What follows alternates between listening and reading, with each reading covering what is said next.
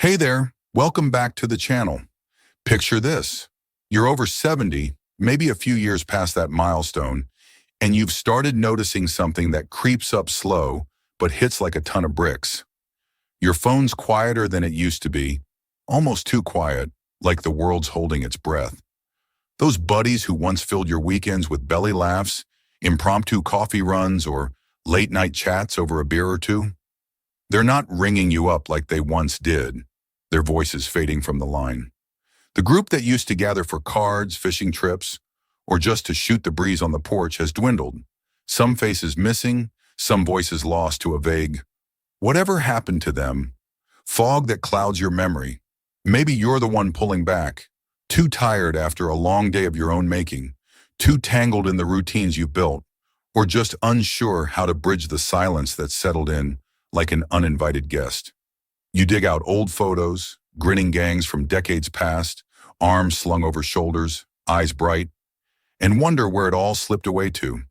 Sound familiar? If you're nodding along, you're not alone. Friends fading after 70 is a quiet, creeping reality for so many folks.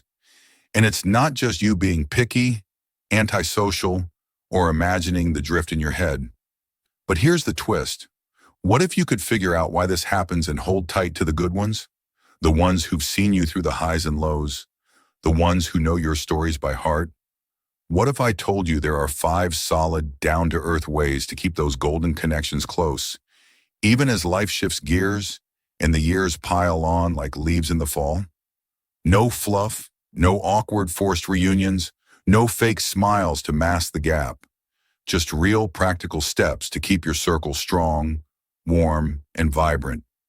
Stick with me, because we're about to unpack why friends drift after 70 and how to fight that fade with intention, keeping loneliness at bay and your best bonds alive and kicking. If you're ready to hold on to the good ones and keep them in your corner, let's dive in. And if you're new here, hit that subscribe button and tap the bell. You're not going to want to miss this. Let's get started. Let's set the stage, because this fading friend phenomenon, it's got roots that dig deep into the soil of your life, tangled in more than just everyone's too busy excuses or passing shrugs. By the time you hit 70, life shifted in ways you didn't see coming when you were younger. Retirements turned your daily rhythm upside down, stripping away the casual chats by the water cooler, the after-work beers, or the quick lunch breaks that kept you tethered to a crew without even trying. Kids are grown, off building their own worlds, sometimes across the state, the country, or even an ocean.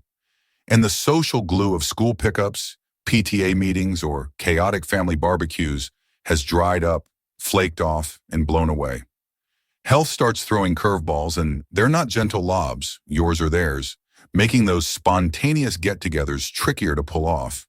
A bad knee that throbs in the cold, a shaky hand that fumbles the keys, or a tired heart that just can't keep up can turn a quick visit into a logistical maze. Some friends move away, chasing warmer climates where the winters don't bite, cheaper living to stretch their pensions, or grandkids they want to spoil rotten. Florida, Arizona, Texas, you name it, they've packed up and gone. Others slow down, physically or mentally. Conversation lags like a car running out of gas, energy fizzles, and those late-night talks that used to stretch past midnight shrink to a quick, "How you holding up?" before the line goes quiet. Studies from the American Sociological Review back this up. Social networks shrink by about 25% after 65, and that number climbs steeper as you pass 70, pruned by life's transitions, often without you even clocking it until the silence gets loud enough to echo. Then there's the heavier stuff. Loss hits harder past 70. Friends pass on, leaving empty chairs at the table, gaps in your week, and a sting that doesn't fade fast, a hollow that's tough to fill. My pal Ed, 73, felt this in his bones. He'd been the guy with a packed porch every Sunday, coolers stocked with ice-cold cans, stories and laughs flowing like a river that never ran dry. Now, half his crew's faded, moved, drifted, or gone for good, and he's left staring at the empty seats, the hum of those days a memory he can still hear if he closes his eyes. But it's not all a slow slide into gloom. Those bonds can hold, even strengthen, if you work them right, if you fight for them with purpose. Here's why they fade and 5 ways to keep the keepers close, grounded in reality, not wishful thinking or fleeting hopes. First, let's unpack why they fade. Because knowing the enemy's half the battle, and this one's got layers.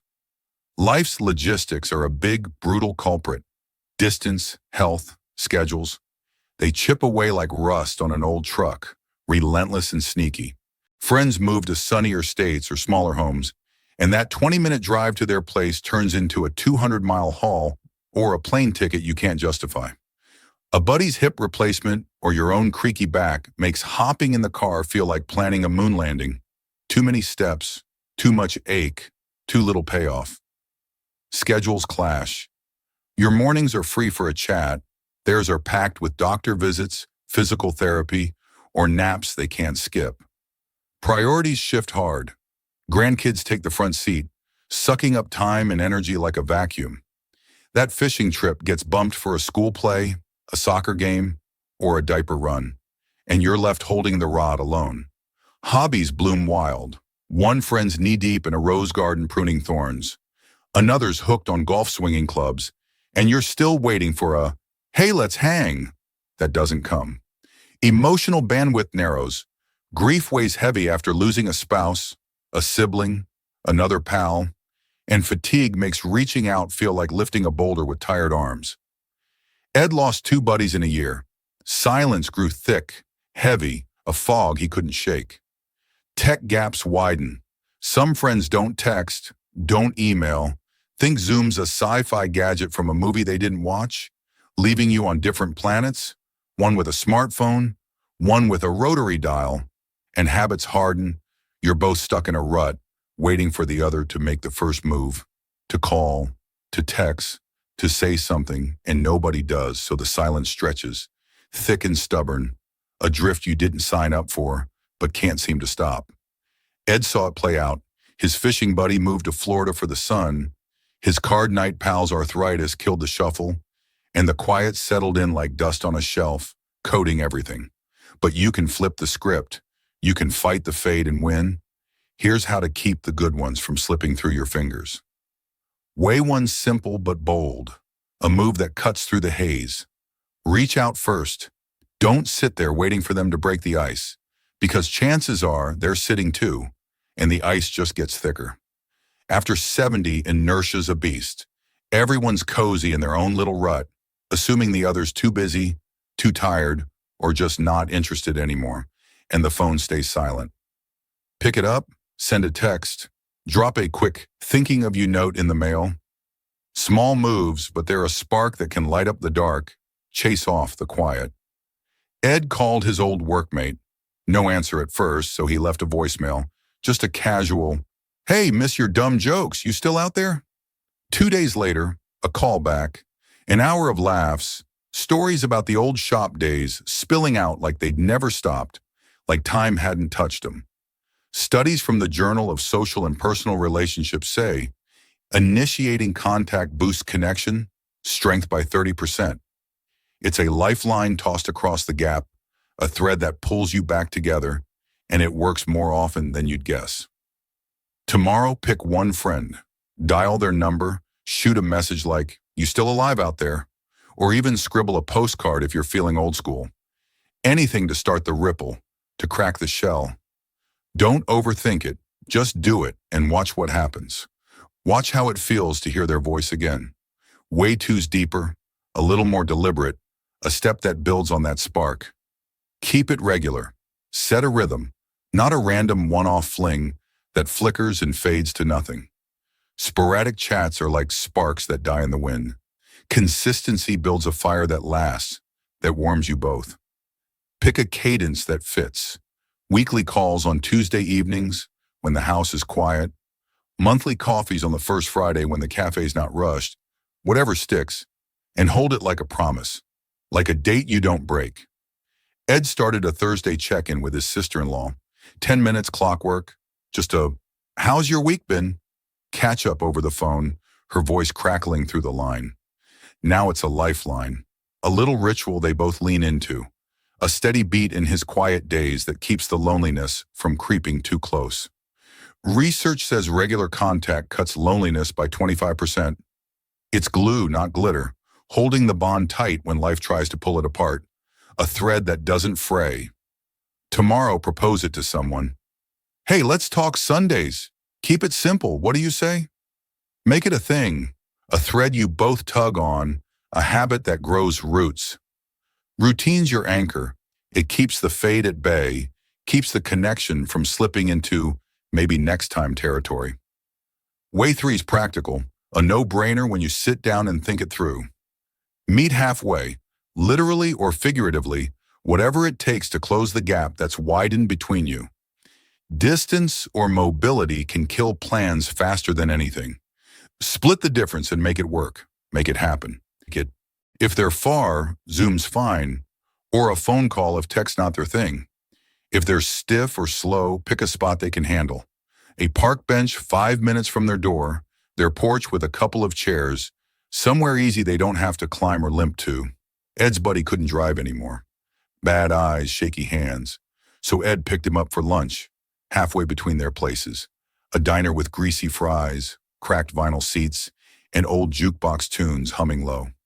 They split the bill, swapped old jokes about the boss they hated, and it felt like the clock rewound 20 years. Like the miles didn't matter. Studies show compromising on logistics keeps ties alive 20% longer. Effort counts, and they feel it too. Feel that you're in it with them. Tomorrow suggested, I'll come your way this time. Or, let's video if driving's off the table. Meet them where they're at, physically or otherwise. Show them you're not letting the gap win.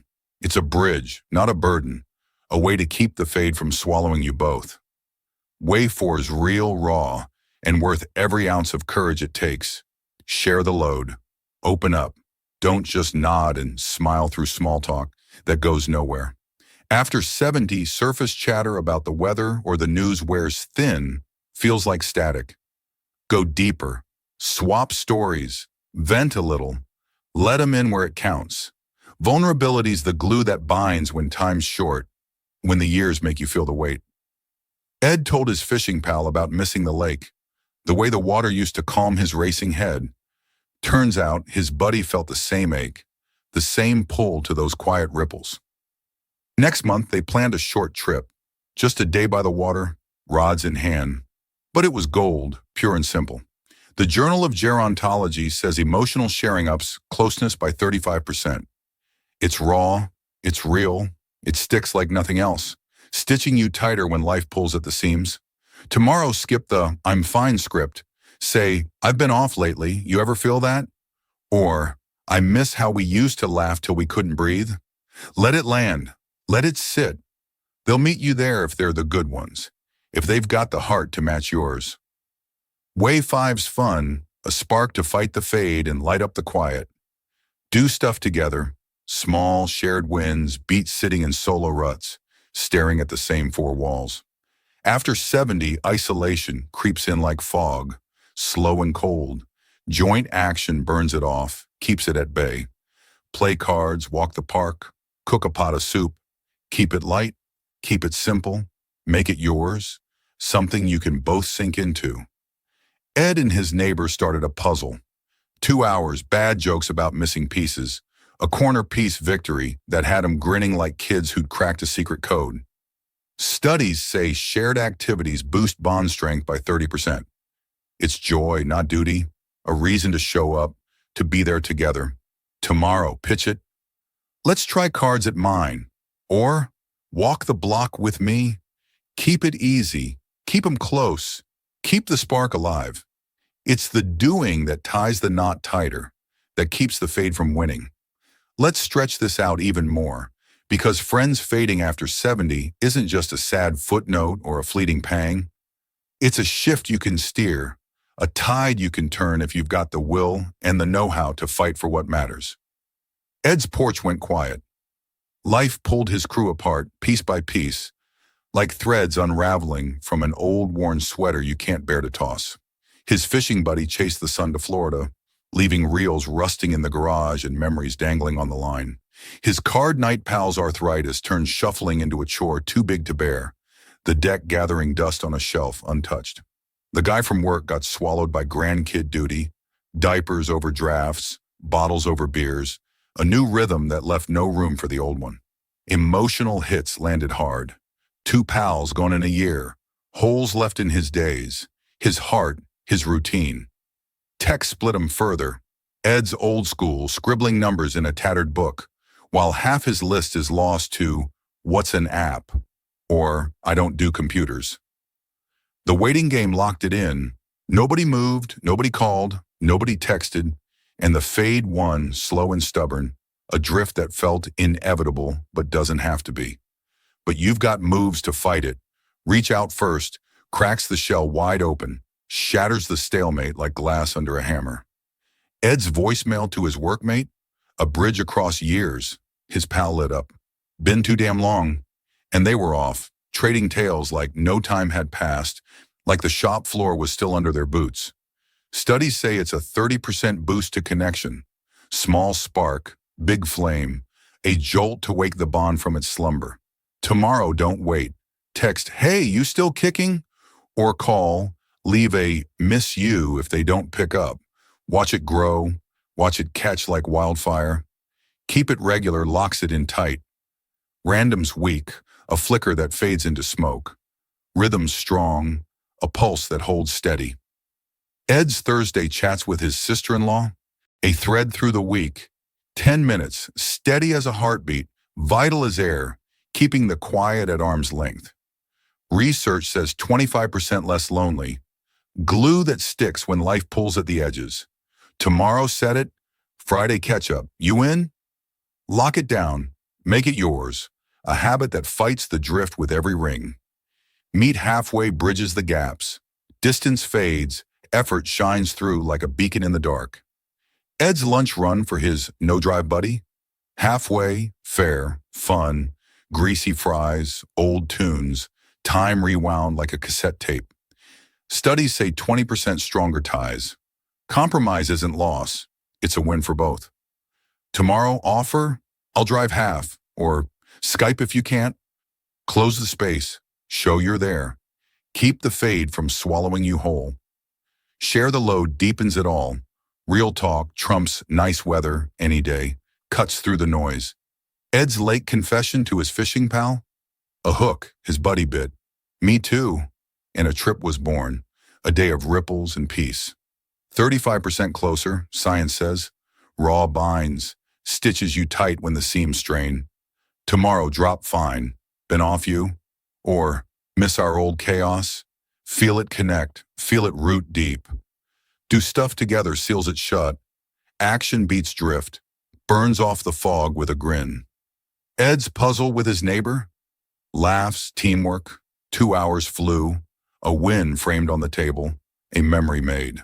30% tighter bonds. Joy's the key, not obligation, a spark that holds. Tomorrow try, cards at mine? Or walk the dog with me. Keep it light, keep 'em near, keep 'em yours. This is your circle, your fight. Friends fade after 70, but the good ones don't have to slip away into the ether. Ed's porch hums again. Calls, lunches, puzzles, life pulsing through it once more. Tomorrow, pick one, reach out, set a rhythm, meet halfway, share something real, do something fun, start small, hold tight, make it yours. My Aunt Lil, 72, did. Weekly tea with her old neighbor, cups clinking, stories swapped. Thought they forgot me, she says, grinning over the steam. They didn't. You won't either. Drop a comment. Did it work? How'd it feel to hear their voice? I'm all ears waiting to hear your win. Smash that like, subscribe, yell "I'm in" below. Let's keep this alive. Keep your circle close. See you next time.